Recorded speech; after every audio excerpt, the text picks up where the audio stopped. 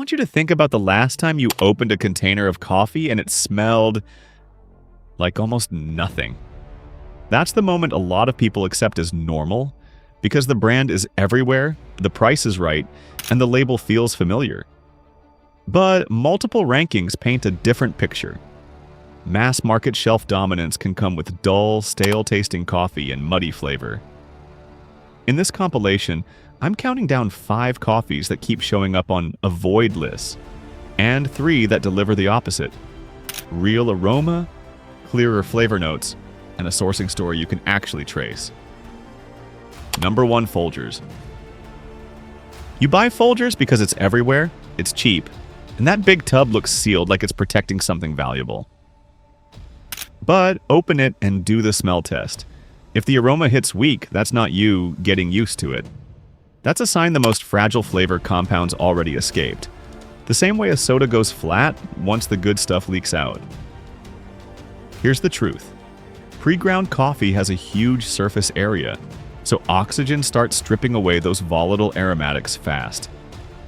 Then long shelf life packaging locks in a product designed to taste the same months later, and industrial roasting often leans heavy and uniform. That can hide defects, but it also wipes out the small differences that make coffee taste alive. And here's the kicker. The tub trains you to store it longer after opening, so staleness speeds up. Buy smaller bags, look for a roast date, and keep it sealed away from heat and air.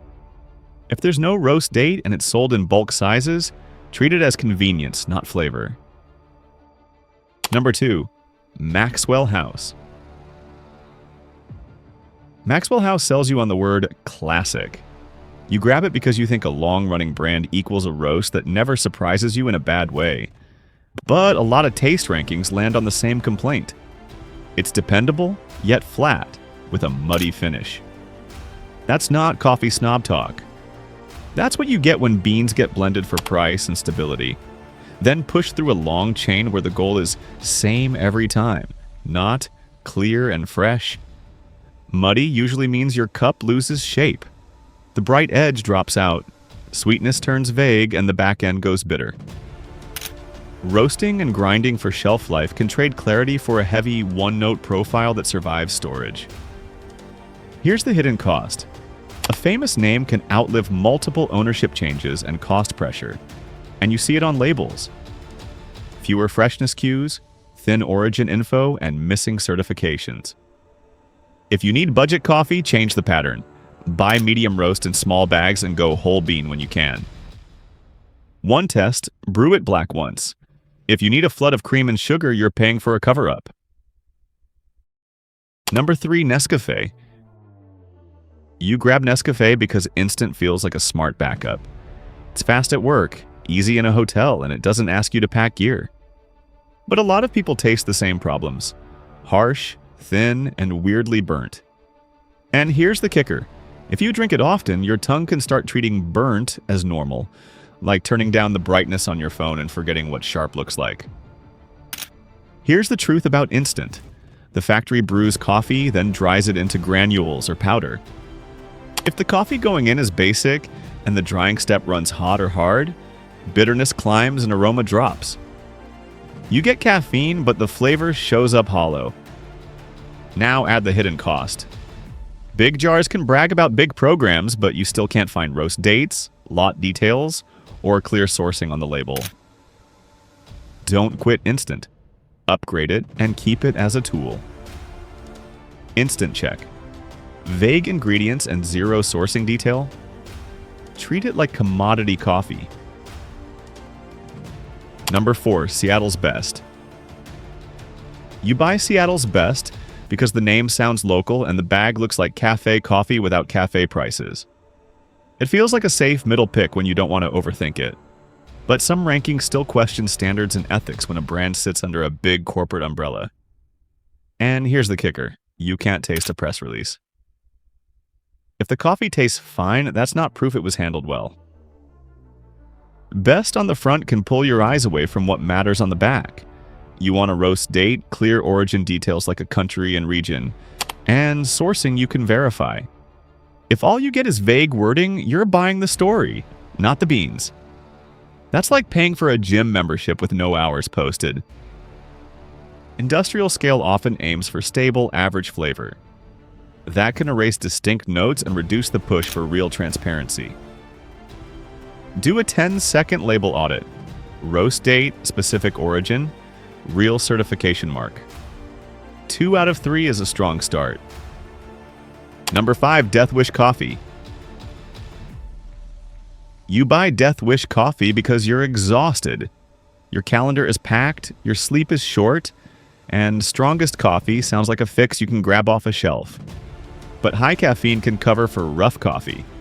If it tastes sharp or burnt, you still finish the mug because the stimulant does its job. That's how the product trains you. You stop asking for clean flavor and start chasing the hit. Here's the hidden cost. When the whole promise is caffeine, everything else slips. Bean quality, roast care, and clear sourcing. You accept bitterness as the entry fee, like taking a loud alarm clock because it wakes you up, even if it ruins your morning. Now add the consumer health side. More caffeine can mean jitters, anxiety, reflux, and messed up sleep, especially when you keep stepping up the dose. Keep coffee you actually like for taste and adjust timing or portion size instead. You've heard buy better coffee, but nobody tells you what better looks like when you're standing in the aisle with 5 minutes and a budget. Number 1, Peet's Coffee. You want a real upgrade, but you don't want to start weighing grams and watching brew videos at midnight. That's where Peet's Coffee earns its spot. A lot of premium bags go too light, too fruity, or too pricey for daily use. Peet's usually stays bold, steady, and easy to find, which matters when you just need coffee that tastes like coffee.